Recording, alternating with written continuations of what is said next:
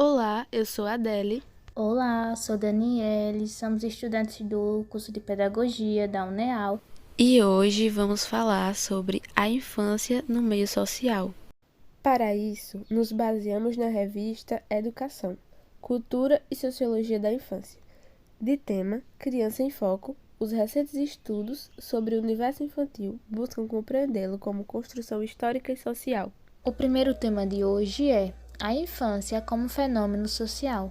O sociólogo Jens foi um grande contribuidor para a sociologia da infância e desenvolveu o estudo A Infância como Fenômeno Social. Alguns dos seus estudos são: O bem-estar da criança e crianças como novos cidadãos é o melhor interesse da criança. Em seus estudos, ele percebeu que a criança era estudada como filho, como aluno, ou seja, pela óptica da família ou da educação e não da infância.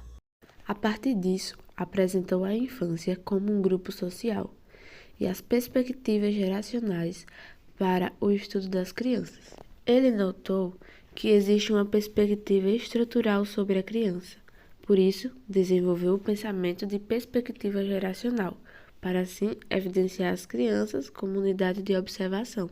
Estudar a infância é estudar a sociedade como um todo, é perceber os problemas sociais são repassados e sustentados e perceber os problemas sociais por outro ângulo. É necessário perceber que a infância não é somente uma fase. Também é importante notar que a criança também é atingida pelos problemas e pelas mudanças sociais, assim também agindo na sociedade, na família, na escola e em outros espaços. A sociologia da infância dá à criança um lugar no quadro mais amplo das ciências sociais, lutando assim pela voz da criança e pelos reconhecimentos, seu papel, sua importância e sua participação na sociedade. O tema a seguir é o brinquedo e a produção cultural infantil. O especialista em ciências da educação, Gilles Bruguer, em seu doutorado, estudou o brinquedo e a produção da infância por meio da análise do brinquedo industrial no campo da antropologia. As relações entre jogo, cultura infantil de massa, educação pré-escolar e educação informal são o foco de suas pesquisas.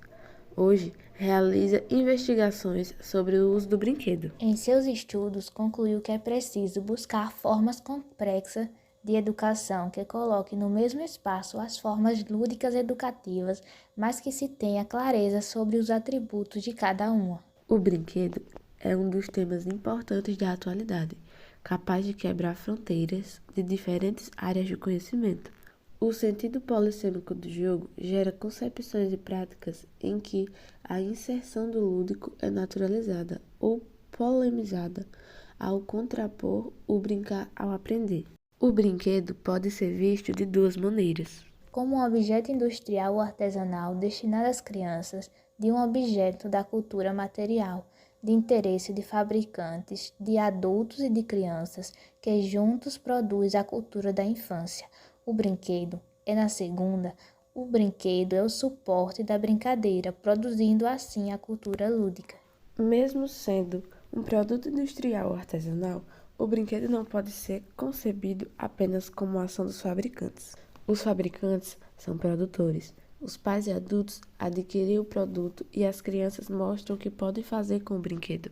As características de um brinquedo e a interação da criança com ele estabelecem o valor e a função do brinquedo, assim como cada um deles possui a sua finalidade, como também existe o brinquedo associado à educação, sendo esse o brinquedo pedagógico, que em sua concepção carrega a imagem de objeto para aprender. Por outro lado, existe o olhar lúdico do brincar, onde é preciso dominar a cultura de certas situações para imaginá-las em formas de brincar, como por exemplo, para brincar de corrida de Fórmula 1, ela precisa dominar elementos dessa cultura.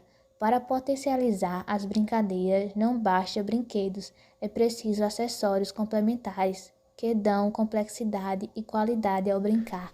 Brinquedos como bonecas ou carrinhos geram brincadeiras cujo conteúdo depende do imaginário das crianças. Na atualidade, a TV, o videogame, os jogos midiáticos e os brinquedos circulam pelo mundo, e conhecê-los faz parte da cultura infantil.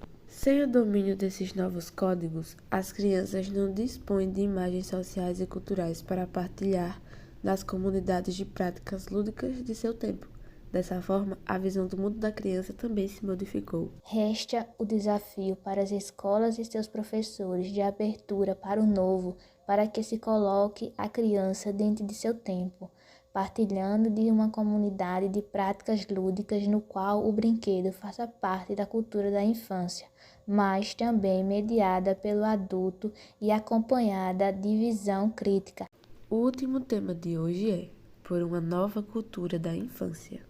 Baseada na inovadora concepção de pedagogia da escuta, das relações e das diferenças, a educação infantil pode ser um espaço agradável de prazer e principalmente um direito para as crianças, para seus familiares e professores. A partir de muitos estudos, o pedagogo Loris Malaguzzi contribuiu com muita luta para as novas concepções de criança, de infância, de pedagogia.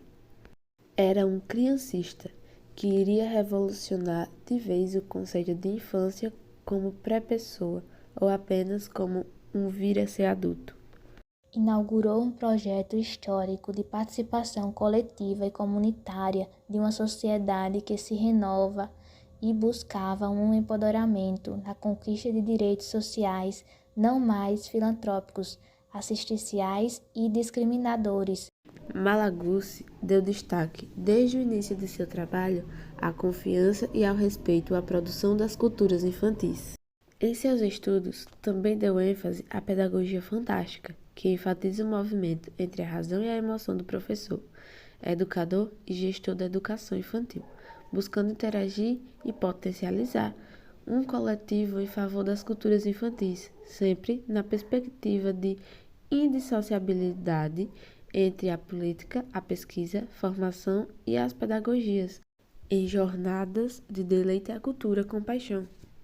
O projeto da pedagogia malaguzziana foi inovador e revolucionário, sobretudo pela importância estética de sua fundamentação e pela criação dos ateliês, com a participação das profissionais das artes para trabalharem em cooperação com as professoras das crianças nas creches e pré-escolas. Inicialmente, os ateliês buscavam possibilitar um espaço nas escolas onde as crianças pudessem estar ativas no processo de produzir. A arte não é reduzida a um conteúdo a ser ensinado, é ao contrário, uma metodologia de trabalho orgânico às práticas pedagógicas que estão em movimento.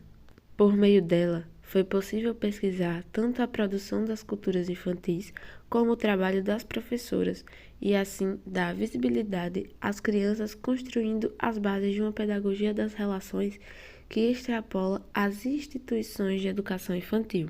A nostalgia de futuro de Malaguzzi, ao defender o direito das crianças pequenas a uma educação infantil de qualidade, com as suas famílias participando e sendo respeitadas, como também professoras e profissionais de educação e das artes, é um espaço de alegria libertadora. É revolucionária, pois não separa o corpo da mente, o pensar do fazer, contagiando assim as escolas de todo o mundo. Por hoje é só. Obrigada pela atenção.